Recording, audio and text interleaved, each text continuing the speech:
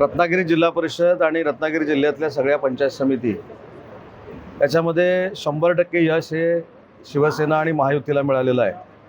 आज 41 सदस्य रत्नागिरी जिल्हा परिषदेचे उपस्थित होते आणि त्याच्यामध्ये माननीय एकनाथ शिंदे साहेबांच्या आदेशानुसार गटनेते म्हणून विलास चाळके आणि जिल्हा परिषदेचे मुख्य प्रतोद म्हणून महेश माप या दोघांची निवड झालेली आहे।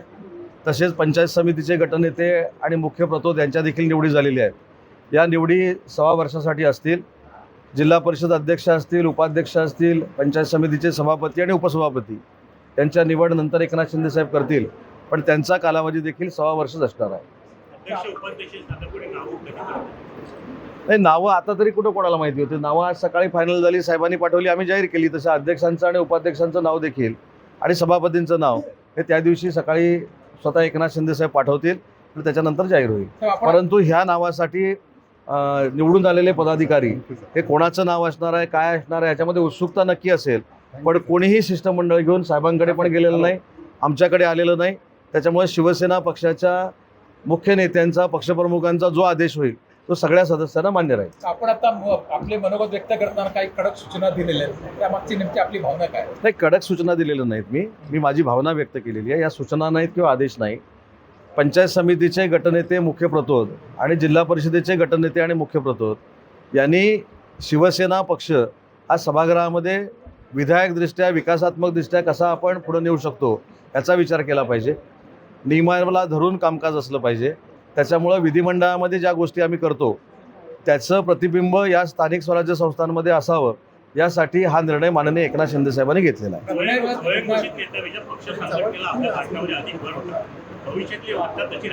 तुम्ही जर यावेळचे निवडून आलेले सगळे आमचे उमेदवार जर बघितला असाल तर सर्वसामान्य कुटुंबातले आहेत, युवा आहेत, बुजुर्ग देखील आहेत। 80% नवीन चेहऱ्यांना आम्ही संधी दिलेली होती। त्याच्यामुळे इथं स्वयंघोषित कोणच नाही आहे। इथं सगळे पक्षाच्या जीवावर निवडून आलेले आहेत, पक्षाच्या शिवसैनिकांनी काम केलं म्हणून निवडून आलेले आहेत आणि म्हणून प्रत्येकाची रास्त भावना आहे की जे निवडून आले त्यांनी पक्षाचा मान सन्मान केला पाहिजे। सगळे लोकप्रतिनिधी जे निवडून आले ते आता सगळ्या मतदारांचे झालेले आहेत। त्याच्यामुळं काम करताना सगळ्या मतदारांची विकास कामं आपल्याला करायची आहेत, पण हीच विकास कामं करत असताना ज्यांनी आपल्याला मतदान केलं नाही, जे आपल्यावर नाराज आहेत, त्यांचं मन आपल्याला जिंकायचं आहे। त्याच्यामुळं संघटनात्मक काम हे निवडून आलेल्या प्रत्येक व्यक्तीनं केलं पाहिजे, ही भूमिका देखील आमची सगळ्यांची राहील। आणि सगळ्यात महत्त्वाची गोष्ट अशी आहे की या संदर्भामध्ये निर्णय घेत असताना मुख्य प्रतोदांनी किंवा गटनेत्यांनी 100% पक्षाशी किंवा जिल्ह्याची शिवसेनेची जी कोर कमिटी आहे त्यांच्याशी चर्चा करूनच पक्षाचं धोरण ठरवलं पाहिजे। आमच्या मते एकमत जर नाही झालं तर माननीय शिंदे साहेबांकडनं आदेश घेऊनच त्याच्या कामाची अंमलबजावणी झाली पाहिजे।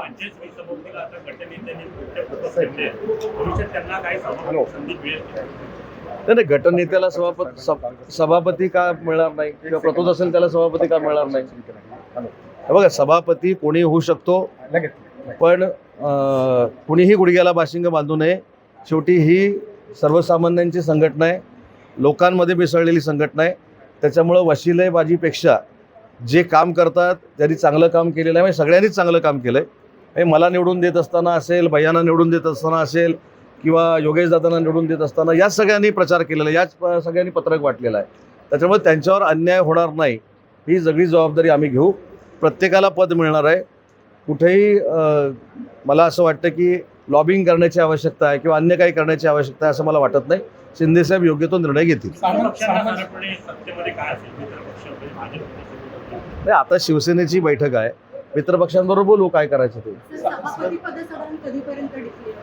सभापती पदाची निवडणूक मुख्य कार्यकारी अधिकारी आणि जिल्हाधिकारी घोषित करतील, त्याच्यानंतर सभापती, उपसभापती जाहीर होईल। पालकमंत्री सायमन साहेब आता हल्ली अधिक आक्रमक झाले तसे दिसून येतात, त्यामागचं कारण काय? आक्रमक मारामारी करून आक्रमक म्हणजे संघटनेबाबत विशेषतः? मी आक्रमक नाही, मी वस्तुस्थिती मांडलेली आहे। ज्या शिवसैनिकांनी आम्हाला खांद्यावर घेऊन आमदार, जिल्हा परिषद सदस्य बनवलेले आहेत त्यांचा मान सन्मान राहिला पाहिजे, ह्याच्यामध्ये आक्रमकता काय, ही वस्तुस्थिती आहे। माननीय मुख्यमंत्र्यांनी एखाद्या मंत्र्याच्या बाबतीमध्ये चौकशीवर भाष्य केलेलं असताना मी त्यांच्या मंत्रिमंडळातला कॅबिनेट मंत्री आहे, त्याच्यावर मी भाष्य करणं योग्य आहे का? त्यांनी त्यांची स्टेटमेंट दिलेली आहे आणि ती योग्य असणार आहे। राज्यसभेची जागा जी आहे ती काँग्रेसमध्ये यावी असं सकपाळ यांनी म्हणालं। आता सकपाळ हे काँग्रेसचे प्रदेशाध्यक्ष आहेत, त्यांचा आमच्या महायुतीशी काडीमात्राही संबंध नाही. त्यांनी विधान परिषद कोणाला द्यायची, त्यांनी राज्यसभा कोणाला द्यायची हे त्यांनी ठरवलं पाहिजे. त्यांच्यामध्ये एकमत झालं पाहिजे. कारण शिवसेना वेगळं बोलते, काँग्रेस वेगळं बोलते. तिथली NCP काल काहीतरी बैठकीला नव्हतं असं तुमच्याच चॅनलवरनं आम्ही सगळ्यांनी बघितलेलं आहे. त्याच्यामुळं जे निर्णय महाविकास आघाडीचे घ्यायचे आहेत ते महाविकास आघाडीचे नेते घेतील आणि आमचे निर्णय माननीय शिंदेसाहेब, देवेंद्रजी आणि सुनेत्रा वहिनी घेतील.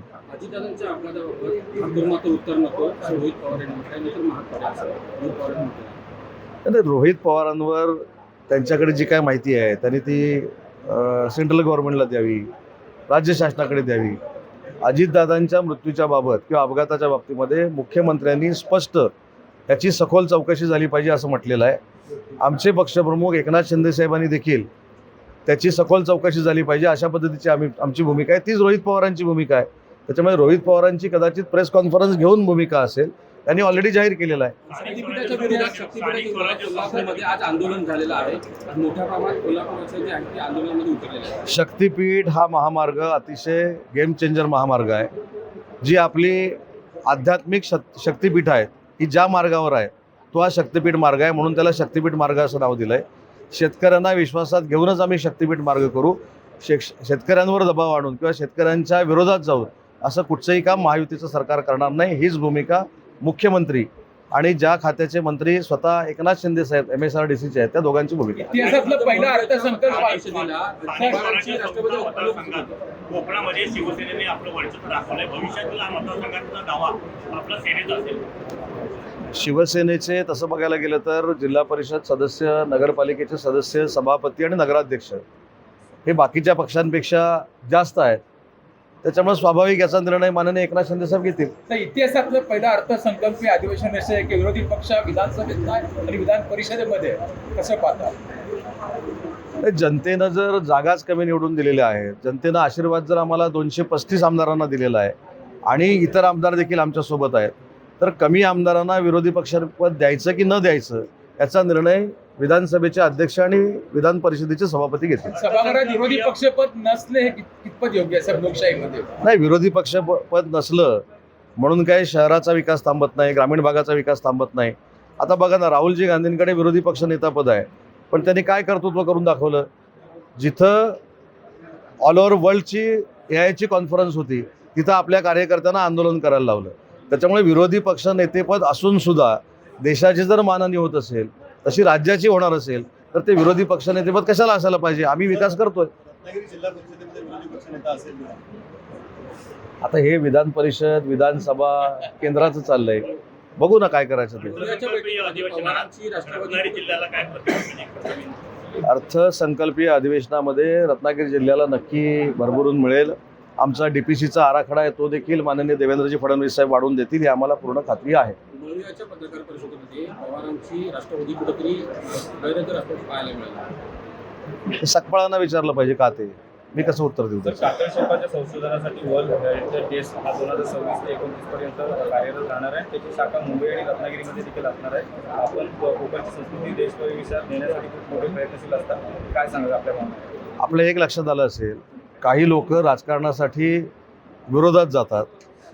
विशेषतः हा जो कातळ शिल्प हा सगळ्यात मोठा भाग कुठं असेल तो राजापूर तालुक्यामध्ये आहे. राजापूर तालुक्याचे आमदार किरणभैया सामंत झाल्यानंतर स्वतः त्यांनी याचा पाठपुरावा केला, आमच्याकडनं पाठपुरावा करून घेतला. म्हणूनच जिल्ह्यामधली कातळ शिल्प ही संरक्षित झाली आणि त्याच्यासाठी निधी उपलब्ध आहे. आपल्या संकल्पनेतून पक्षमित्र संमेलन उत्कृष्ट पार पडलं ही आपली संकल्पना होती. अनेक लोक आले पूर्ण महाराष्ट्रात. नाही, आपलं पक्षी संवर्धन कॉन्फरन्स ही काल रत्नागिरीमध्ये जी झाली ही महाराष्ट्राला दिशा देणारी आहे. आपल्याकडे असलेली तशी जंगलातली वन्य प्राणी आहेत, तसे आपल्या निसर्गाला वरदान मिळालेले पक्षी देखील आहे. आणि हे पक्षी ज्यावेळी स्थलांतरित होतात त्यावेळी स्थलांतरित होऊन ते अनेक वर्षानुवर्ष काही भागांमध्ये मुक्काम ठोकतात. असे पक्षी जे आहेत हे पर्यटनासाठी खुले व्हावेत म्हणून कालची परिषद होती आणि त्याच्यातनं पर्यटनाला चालना मिळेल याची पूर्ण खात्री आम्हाला सगळ्यांना आहे. धन्यवाद. जय हिंद, जय महाराष्ट्र.